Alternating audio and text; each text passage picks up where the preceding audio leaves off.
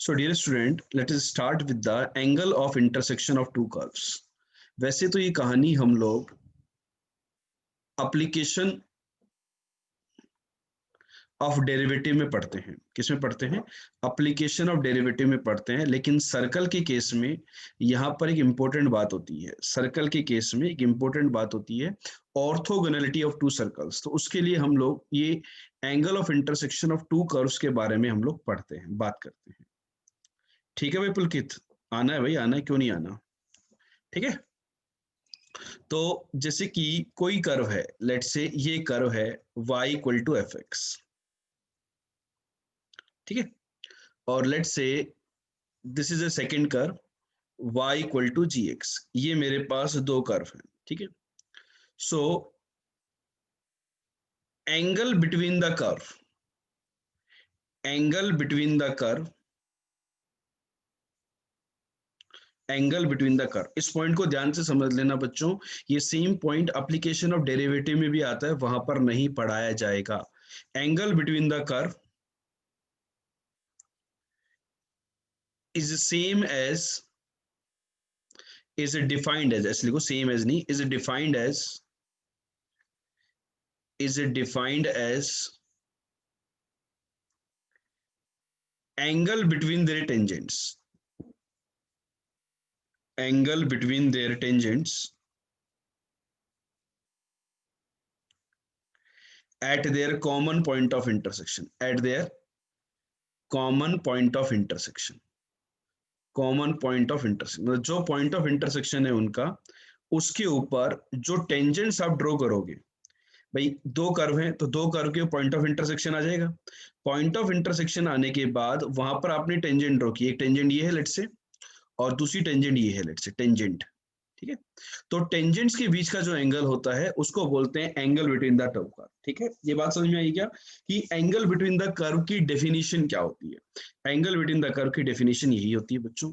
तो ये theta is known as the angle between the curves, ठीक है। ये बात क्लियर हुई? अब बच्चों कैलकुलेशन कैसे करते हैं, ये टेन थीटा निकालते कैसे हैं? तो टेन थीटा बेटा, यदि थीटा एक्यूट एंगल है, लेट्स से इनके बीच का थीटा यदि एक्यूट एंगल है, तो टेन थीटा को मोड से रिप्रेजेंट करते हैं, that is equal to m1 minus m2 upon 1 plus m1 m2। भाई m1 और m2 उनके टेंजेंट्स के स्लोप हैं। मान लिया इस टेंजेंट का स्लोप है m1 और इस टेंजेंट का स्लोप है m2। अब स्लोप ऑफ टेंजेंट कैसे निकालोगे? बेटा कर्व को डिफरेंशिएट कर लो, differentiate the curve, differentiate the curve and get m1 and m2। भाई कर्व को डिफरेंशिएट करने से dy बाई dx आ जाता है बच्चों, और dy बाई dx जो होता है वही आपका स्लोप होता है। तो जो भी कर्व है उसको उस पॉइंट पर अपन निकाल लेंगे m1 m2, डिफरेंशिएशन करके m1 और m2 की वैल्यू हो जाएगी। तो tan theta is equal to mod of m1 minus m2 upon 1 plus m1 m2। तो सभी बच्चों को ये बात क्लियर हुई कि नहीं हुई कि angle of intersection of two curve क्या होता है? यस और नो में आंसर दें।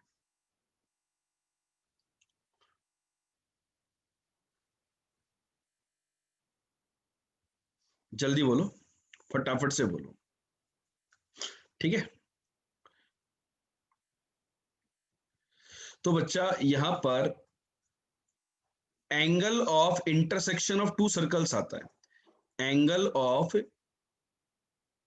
इंटरसेक्शन ऑफ टू सर्कल्स, कि दो सर्कल्स के बीच में एंगल ऑफ इंटरसेक्शन क्या होगा। इससे पहले मैं आपको ये बात बता दूं यहां पर कि टू कर्व्स, ये जो दोनों कर्व है ना, two curves are said to be orthogonal. ये कहानी भी हम लोग पढ़ते हैं ओडी में, तो वहां पर भी हम स्किप कर सकते हैं।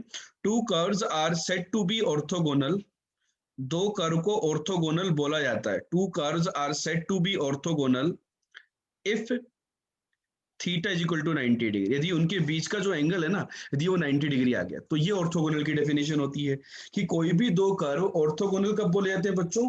जब उनके बीच का जो एंगल है वो 90 डिग्री हो, तब अपन बोलते हैं कि कर्व जो है वो ऑर्थोगोनल है, ठीक है।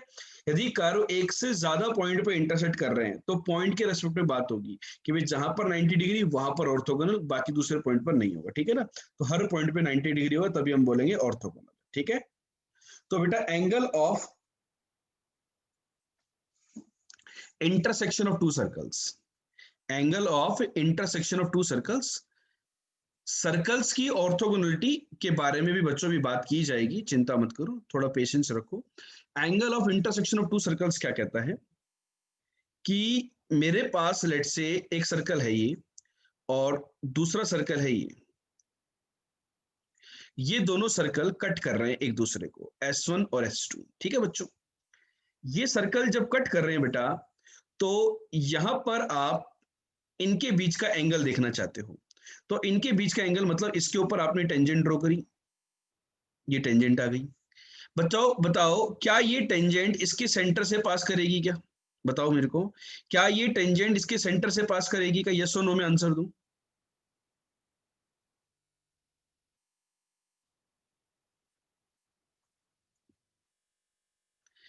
इनके ऊपर टेंजेंट ड्रॉ करो, क्या ये टेंजेंट इनके सेंटर से पास करेगी? नहीं, जरूरी नहीं है, इट मे पास। ठीक है, तो यहां पर सेंटर से पास करेगी जरूरी नहीं है, तो मैंने इस पी पॉइंट पर अपने टेंजेंट ड्रॉ कर दी। और देखा जाए तो ये सेंटर वन है, तो सेंटर वन से ये होगी सेंटर वन से डिस्टेंस। तो इनके बीच का ये जो एंगल है ना थीटा, इसके बारे में बात करना चाहता हूं मैं। ठीक है बच्चों, अब बच्चों मुझे बताओ, एंगल एंगल C1P, एक काम करते हैं अपन, इसको कुछ नाम दे देते हैं यार। ये जो टेंजेंट थी ना ऐसे यहां तक आ रही थी, इस टेंजेंट को कुछ नाम दे देता हूं मैं, ए डैश ए बोल देता हूँ इस टेंजेंट को। ठीक है, ए डैश ए। और इस वाली टेंजेंट को कुछ नाम दे देता हूँ, समझना भी एक बार आप, बी डैश और बी, है ना। तो मुझे बताओ बच्चों कि C1P जो है ना, C1P ये रेडियस वाला वेक्टर है ना, C1P और ए डैश परपेंडिकुलर होंगे या नहीं होंगे? जल्दी बताओ मेरे को, C1P और ए डैश परपेंडिकुलर होंगे या नहीं होंगे?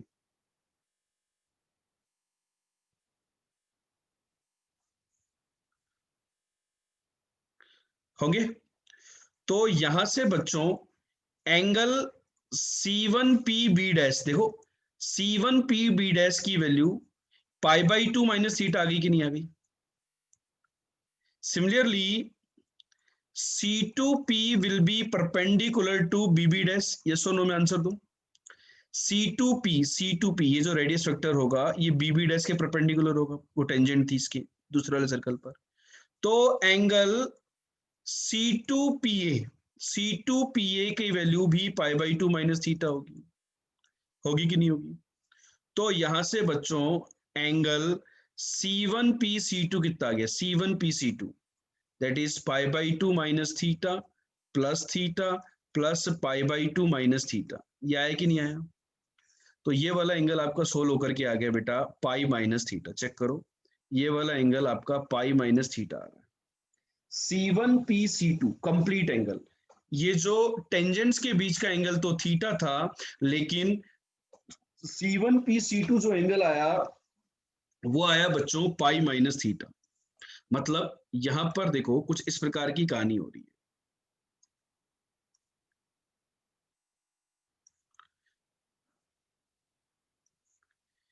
P पॉइंट, C1 पॉइंट और C2 पॉइंट, ये कहानी है। तो यहां पर ये जो एंगल है ये पाई माइनस थीटा है, ये C1 C2, ये डिस्टेंस है R1 और ये है R2। ठीक है, अब बच्चों याद करो एक कॉन्सेप्ट आता है कि cos theta, cos pi minus theta को अपन माइनस कॉस थीटा ले सकते हैं। तो मैं मोड ले लेता हूं, मोड। ठीक है, मोड ऑफ किसी भी ट्राइंगल में कोसाइन रूल आता है आपको, कोसाइन रूल। कोसाइन रूल कितने लोगों को आता है? यस और नो में आंसर दो। कोसाइन रूल, ठीक है, कोसाइन रूल क्या कहता है कि cos theta will be R1 square plus R2 square minus C1 C2 का square divided by twice of R1 R2। मतलब किसी भी ट्राइंगल के अंदर कोसाइन रूल यदि किसी को नहीं आता तो वो लोग नोट कर लो, क्या कहता है कोसाइन रूल कि किसी भी ट्राइंगल ABC के अंदर, ये सॉल्यूशन ऑफ ट्राइंगल के अंदर हम लोग पढ़ते हैं, ये साइड है A, ये साइड है B, ये साइड है C। तो जैसे मुझे cos B निकालना है तो कोसाइन ऑफ B निकालना है, तो कोसाइन ऑफ B का फॉर्मूला होता है एडजेसेंट साइड्स के स्क्वायर का सम ए स्क्वायर प्लस सी स्क्वायर माइनस अपोजिट साइड का square upon twice of adjacent side का प्रोडक्ट। तो जैसे यहाँ पर मुझे cos पाई माइनस थीटा निकालना था तो मैंने मोड लगा दिया ताकि वो माइनस cos थीटा को हम डील कर सके, ठीक है। तो cos थीटा तो एडजेसेंट साइड्स के स्क्वायर का सम माइनस अपोजिट साइड का square upon twice of this. तो ये बेटा मेरे पास cos थीटा का एक फॉर्मूला डिराइव हो गया। कुछ बच्चों को लगता है कि सर नहीं, cos थीटा ये वाला एंगल पूरा का पूरा वाला एंगल थोड़ी ना थीटा था कि आपने पी C1 C2 में cos थीटा लगा दिया। पूरा का पूरा एंगल थीटा नहीं था बच्चों, ये एंगल पाई माइनस थीटा था। तो वहां से मेरे पास ये कहानी आ रही है सोल्व करनी। ये बात चमकी कि नहीं चमकी? तो कई बार क्या होता है कि जनरली यहाँ पर मतलब मेंस पॉइंट ऑफ व्यू की मैं बात करूं तो टीचर्स लोग भी और बच्चे लोग भी केवल ऑर्थोगोनलिटी जो होती है सर्कल्स के बीच में उसको पढ़ लेते हैं और उसकी कंडीशन याद कर लेते हैं। लेकिन बच्चों कोई एडवांस लेवल जेई एडवांस के क्वेश्चन बनाया जाए सर्कल्स के इंटरसेक्शन के ऊपर तो वो इस cos थीटा के ऊपर क्वेश्चन बना सकता है कि angle between the to circles find out कीजिए। ज्यादातर लोग बोल देते हैं कि यार जो cos थीटा का फॉर्मूला होता है ना वो लगा दो आप। वास्तविकता में cos थीटा का फॉर्मूला कैसे डिराइव हुआ है ये बात क्लियर हुई कि नहीं हुई? जल्दी से बताओ मुझे, ये बात क्लियर हुई कि नहीं हुई कि how we have derived this cos theta?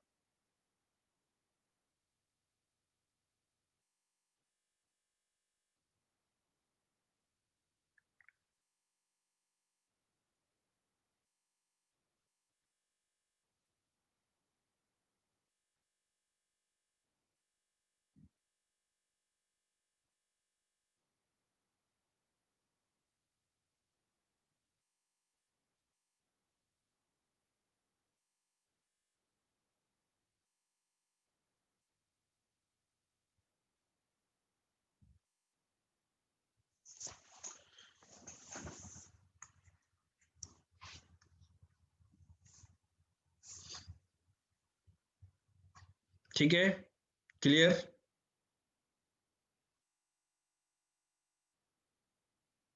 चलो अब बच्चों, यदि दोनों सर्कल ऑर्थोगोनल हुए, यदि सर्कल्स ऑर्थोगोनल होते हैं तो बताओ उनके बीच में दो कर्व ऑर्थोगोनल होंगे मतलब उनके बीच का एंगल 90 डिग्री होगा। तो ये cos थीटा 90 डिग्री हो जाएगा कि नहीं हो जाएगा? यदि ऑर्थोगोनल हुए सर्कल ऑर्थोगोनल हुए तो थीटा 90 डिग्री हो जाएगा कि नहीं हो जाएगा? तो ऑर्थोगोनल होने पर R1 square plus R2 square की वैल्यू C1 C2 स्क्वायर की इक्वल आएगी कि नहीं आएगी? जल्दी से मुझे कमेंट करके बताओ ये कहानी क्लियर हुई कि नहीं हुई? चमका कि नहीं चमका बेटा जी कि R1 square plus R2 square equal to C1 C2 का स्क्वायर होगा ऑर्थोगोनल हुए तो यही कहानी कह रहा हूं मैं कि two curves S1 equal to 0 and S2 said to be orthogonal और said to intersect orthogonally if tangents at their point of intersection include a right angle. मतलब उनके बीच का ये एंगल 90 डिग्री हो जाए। यदि ये एंगल 90 डिग्री हो गया तो ये टेंजेंट, ये जो टेंजेंट थी ये अपनी ऐसे इसके परपेंडिकुलर लाइन यही होगी और इस वाली टेंजेंट के परपेंडिकुलर ये होगी। एक की टेंजेंट दूसरे के सेंटर से पास करेगी। तो यहाँ पर ये कॉन्सेप्ट अपन लगा सकते हैं। तो वो जो C1 C2 आप यहाँ पे 90 डिग्री से पाइथागोरस से भी देख सकते हो, cos थीटा की आवश्यकता भी नहीं है। C1 C2 का square equal to C1 P square plus C2 P square, ये रिलेशन आ गया। अब बेटा C1 क्या है?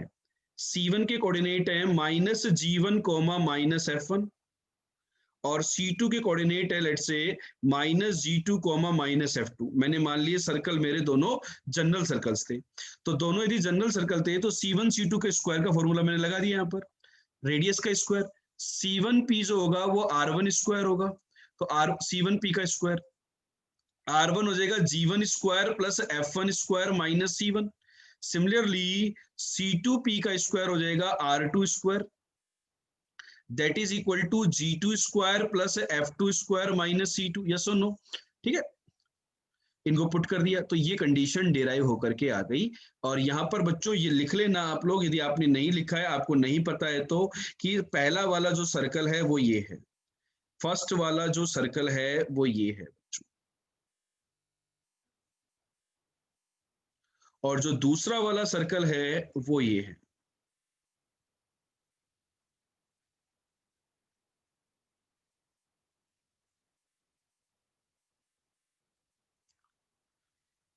ये सर्कल्स आपके नोट कर लीजिए।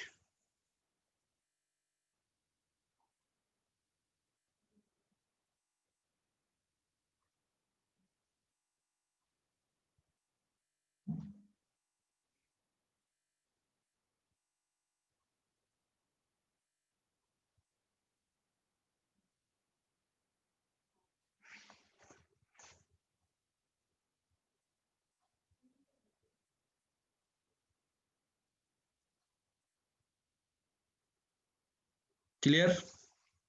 तो बच्चों ध्यान रखना, twice of G1 G2 plus twice of F1 F2 equal to C1 plus C2, ये सर्कल्स के ऑर्थोगोनलिटी की कंडीशन होती है। किसी बच्चे को इसके अंदर कोई डाउट तो नहीं है? जल्दी से मुझे बताइए।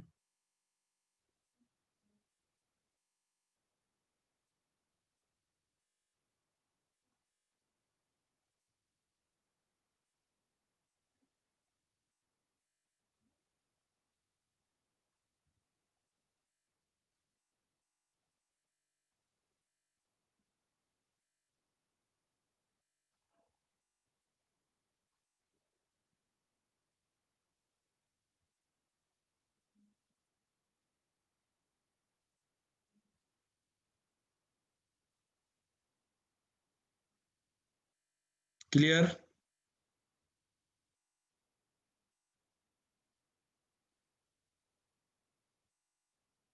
हो गया बच्चों ऑर्थोगोनलिटी का point clear?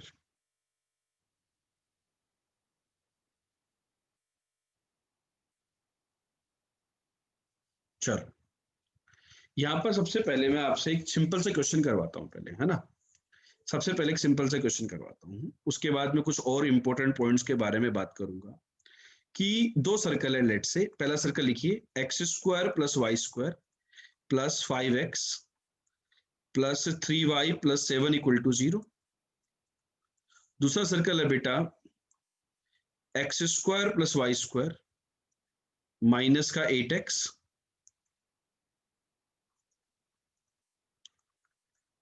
Plus 6y plus k equal to 0। यदि ये दोनों सर्कल ऑर्थोगोनली कट करते हैं एक दूसरे को, कैसे कट करते हैं? ऑर्थोगोनली कट कर रहे हैं, तो k की वैल्यू क्या होगी? चलो सभी बच्चे ट्राई करो कि k की वैल्यू क्या होगी यदि ये सर्कल एक दूसरे को ऑर्थोगोनली कट कर रहे हैं तो।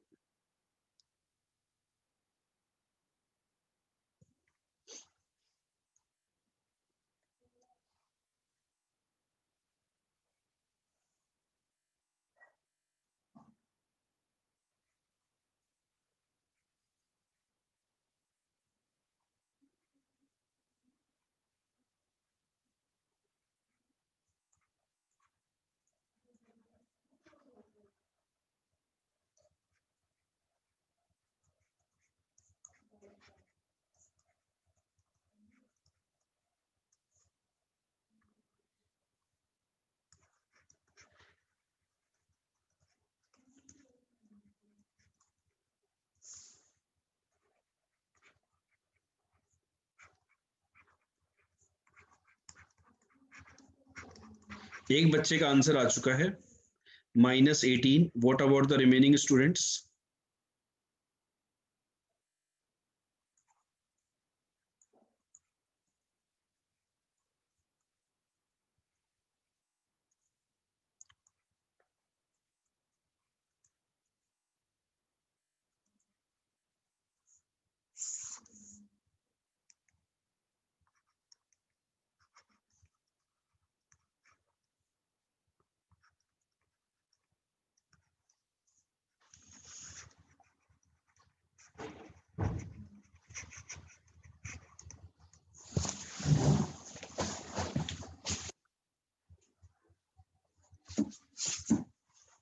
आ गया बेटा -18? जिनका आ गया वो सेकंड क्वेश्चन करें। देखो सिंपल सी कंडीशन याद रखो, 2G1 G2 plus twice of F1 F2 equal to C1 plus C2, ये कंडीशन लगाएंगे। अब जहां पर ये कंडीशन लगाने की बात आती है बच्चों, तो कुछ लोग यहाँ पर गड़बड़ कर देते हैं। वो क्या गड़बड़ कर देते हैं मैं वो बताता हूँ। वो इसको जीवन को सेंटर मान लेते हैं। बेटा जीवन सेंटर नहीं है, जीवन की वैल्यू 5/2 होगी। याद करो, जीवन की जो वैल्यू होगी वो 5/2 होगी, ना कि -5/2। ठीक, कंपैरिजन ध्यान से करना है। सर्कल की सेंटर से सेंटर -g को -f होता था, तो 2g से कंपेयर करेंगे तो 2 टाइम g1 इज 5/2, है ना? कि कुछ लोग दोनों जगह गड़बड़ कर देते हैं और फिर वो रायता फैल जाता है उससे। -4 twice of F1 into F2 equal to C1 plus C2, 7 plus k। तो k का वैल्यू आ रहा है अपना 9 -18। ठीक है, 9 और -20 तो -11, और -11 और 7 माइनस का 18 बन जाएगा। ये आपका आंसर आ गया। क्लियर है क्या? ठीक है, चलो सेकंड क्वेश्चन जो बनता है यहाँ पर वो ये बन रहा है कि find the equation of circle which passes through the origin. एक सर्कल की इक्वेशन बताइए जो कि ओरिजिन से पास करती है and has its centre on the line, इस लाइन के ऊपर उसका सेंटर है, एंड इस सर्कल को वो ऑर्थोगोनली कट करती है। तो वो सर्कल की इक्वेशन क्या होगी दोस्तों?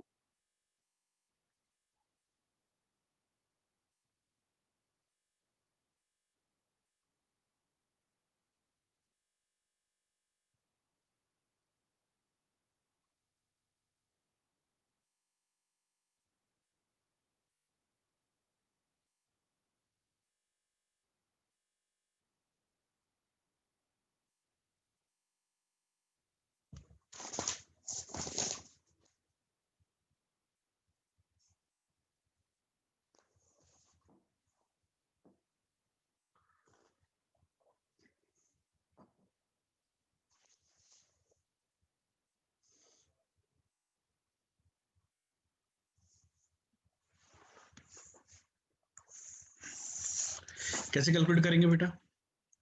रिक्वायर्ड सर्कल मान लेते हैं कि required circle is x square plus y square plus 2gx plus 2fy। C को मानने की जरूरत नहीं है, ओरिजिन से पास करने वाला सर्कल ऐसा होता है, ये मान सकते हैं, हम लोग अज्यूम कर सकते हैं। अब इसका जो सेंटर है वो होगा -g, -f। होगा या नहीं होगा? ये सेंटर इस लाइन को सेटिस्फाई करेगा। -g-f+4 = 0। ये आपके पास बच्चों एक रिलेशनशिप आ गई रिलेशनशिप। तो यहां से आपके पास आ गया कि g+f = 4। अब क्या करेगा, ये दोनों सर्कल ऑर्थोगोनली कट करते हैं, तो 2g1, g1 तो g, इसका g हो गया -2 plus twice of f1 into f2 is 1 equal to उसका c तो 0 और इसका c 4। तो एक रिलेशन ये आ गया। ये रिलेशन क्या आया? माइनस का 2g plus f equal to 2। इन दोनों को सब्ट्रैक्ट कर देते हैं अपन, तो 3g इक्वल टू 2। चेक करो, मेरे पास तो g का वैल्यू 3g इक्वल टू 2 आ रहा है बेटा। जो आंसर बच्चों ने दिया वो तो नहीं आ रहा। 3g इक्वल टू 2, तो g इक्वल टू 2/3 आ रहा है। g इक्वल टू 2/3 और f इक्वल टू, ये 4/3 हो जाएगा, वो ऐड होगा तो f इक्वल टू कितना आ रहा है बेटा?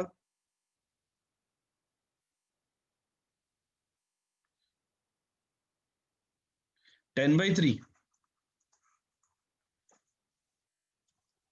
g का वैल्यू 2/3 आया और f का वैल्यू 10/3 आया मेरा तो। आप लोग चेक कर लो एक बार कैलकुलेशन, मेरा तो ये आ रहा है कैलकुलेशन। ये g और f की वैल्यू यहां पुट कर दीजिए इस सर्कल में। तो g आया 2/3, तो क्या हो जाएगा? x² + y² plus 2/3x plus 10/3y equal to 0। तो आपका जो रिक्वायर्ड सर्कल है that is 3x² plus 3y² plus 2x plus 10y equal to 0। ये आपका आंसर, नोट कर।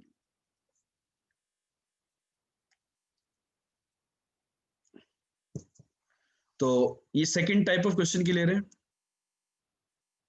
कि कैसे अपन यूज में ले सकते हैं इंफॉर्मेशन को। थर्ड टाइप ऑफ क्वेश्चन क्या बनता है वो भी बता देता हूं। ऑर्थोगोनलिटी पे बहुत अच्छे अच्छे क्वेश्चन बनते हैं बच्चों। एक सर्कल ये है और एक सर्कल ये है।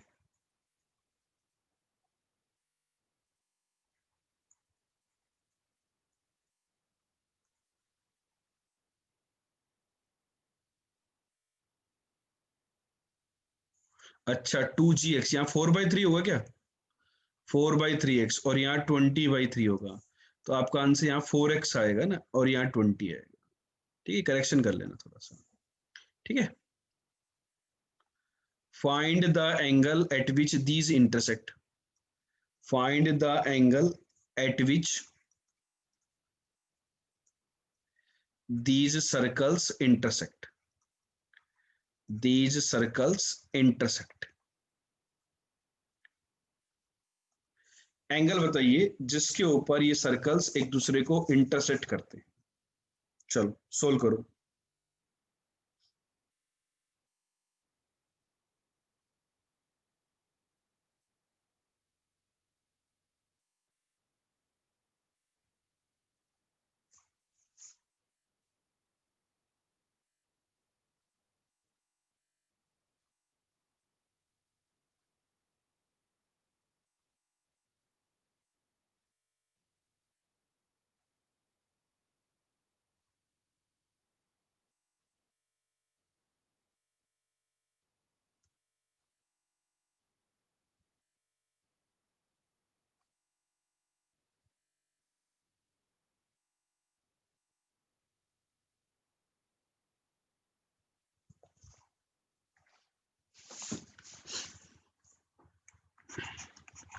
क्या आंसर आ रहा है? π/2। कैसे π/2?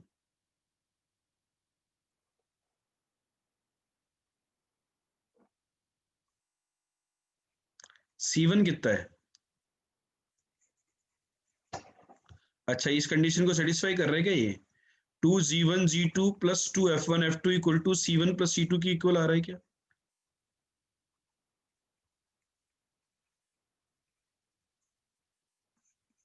मतलब ऑर्थोगोनल है।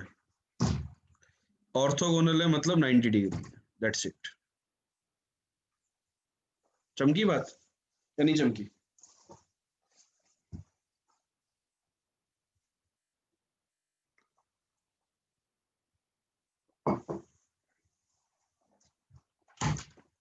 ठीक है।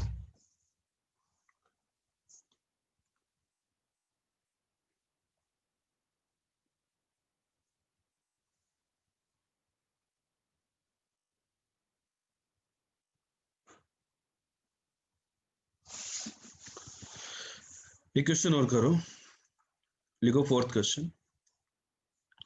Find the equation of circle, find the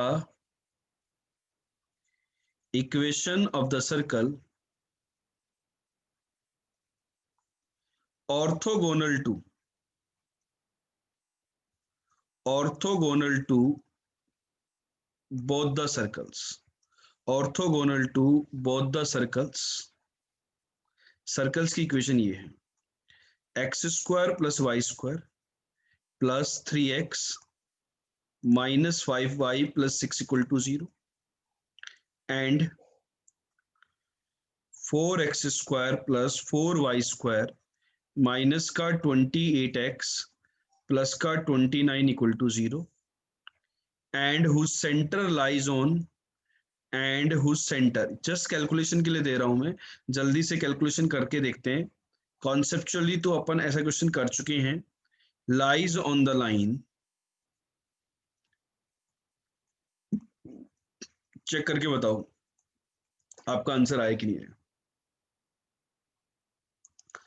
हाँ बेटा अंकित, यहाँ पर यदि ये प्रीवियस क्वेश्चन के अंदर ऑर्थोगोनल नहीं होते तो हम वो cos थीटा वाला फॉर्मूला लगा करके angle between the to circles निकाल लेते।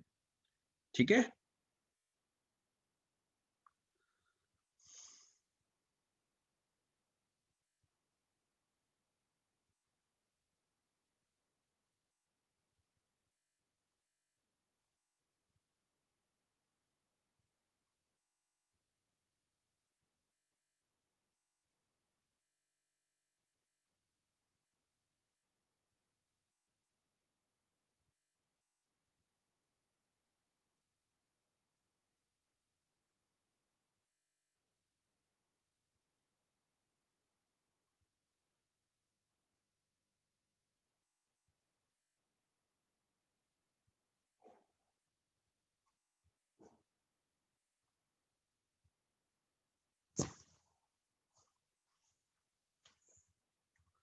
क्या होगा सॉल्यूशन?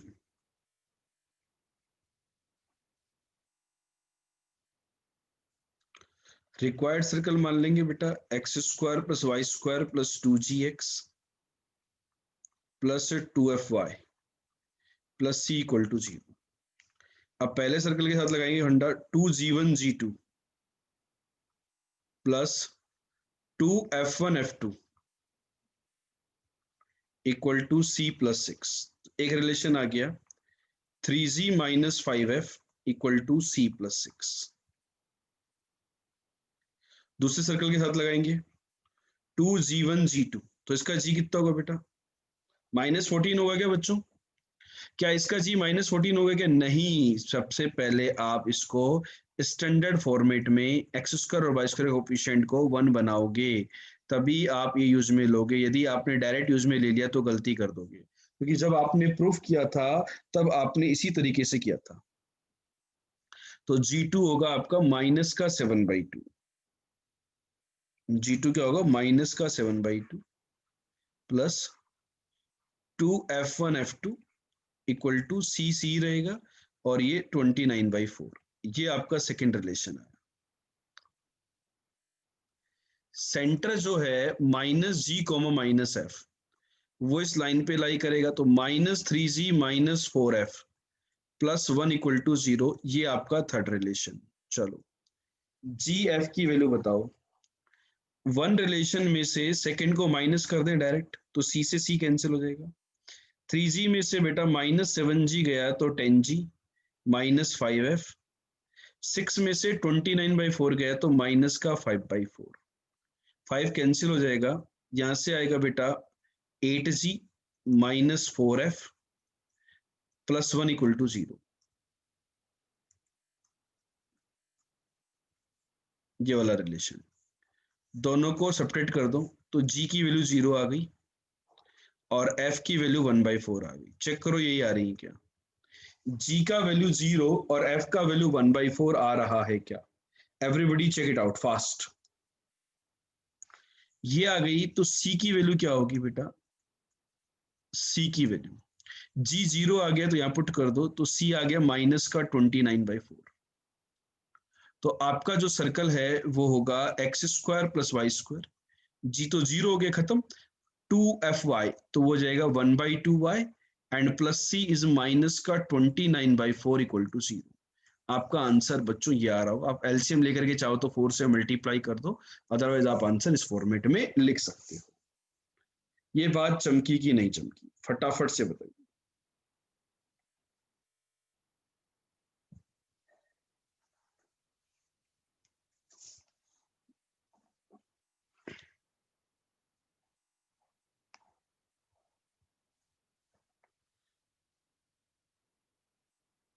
क्लियर है क्या बच्चों? ऑर्थोगोनलिटी का कॉन्सेप्ट क्लियर है क्या?